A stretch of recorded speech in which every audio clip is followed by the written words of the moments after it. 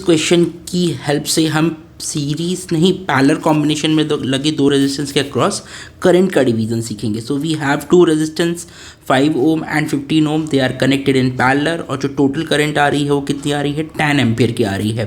तो बेटा parallel combination में करंट क्या होगी, डिवाइड होगी। कुछ करंट जाएगी 5 ओम के अक्रॉस दैट इज़ I1, और जो कुछ करंट जाएगी बाकी करंट जाएगी 15 ओम के अक्रॉस विच इज़ I2। और हमें क्वेश्चन में यही I1 और I2 कितना है पता लगाना है। तो बच्चों इस टाइप के क्वेश्चन में ये ध्यान रखिएगा, जो कॉन्सेप्ट है कि बेटा करंट का जो डिवीज़न होता है पैरेलल कॉम्बिनेशन में वो रेजिस्टेंस की इन्वर्स प्रोपोर्शन में होता है। यानी कि जो रेजिस्टेंस की वैल्यू ज़्यादा होती है उसमें कम करंट जाएगी, और जिस रेजिस्टेंस की वैल्यू कम होगी उसमें ज़्यादा करंट जाएगी।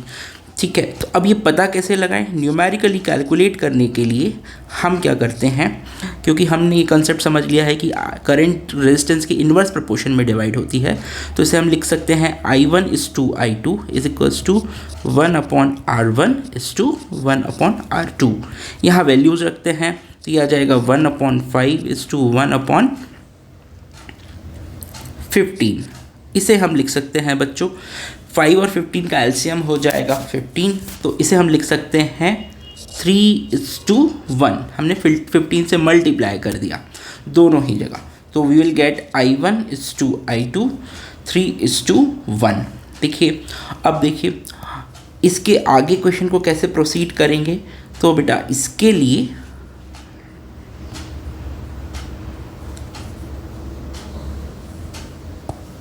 जी, तो इसके लिए हम, इसका मतलब क्या है, अगर हमारे पास ये रिजल्ट आ गया है finally I1 is to I2 is equal to 3:1, यानी कि जो टोटल करंट है, टोटल करंट कितनी है आपकी, मान लेते हैं टोटल करंट I जो है 10 एम्पियर है, उसको कितने बराबर हिस्सों में बांटना है। टोटल करंट I को हमें 3+1 यानी कि 4 बराबर हिस्सों में बांट देना है, और 3 हिस्से दे देना है बेटा I1 को। तो I की वैल्यू रख देंगे 10, तो ये हो जाएगा 3 × 10/4, ये आ जाएगा 30/4 एम्पियर। सिमिलरली I2 के लिए हम क्या करेंगे बच्चों, टोटल करंट यानी कि 10 एम्पियर के 4 बराबर हिस्से, और एक हिस्सा जाएगा किसे, I2 को, तो ये आ जाएगा 10/4।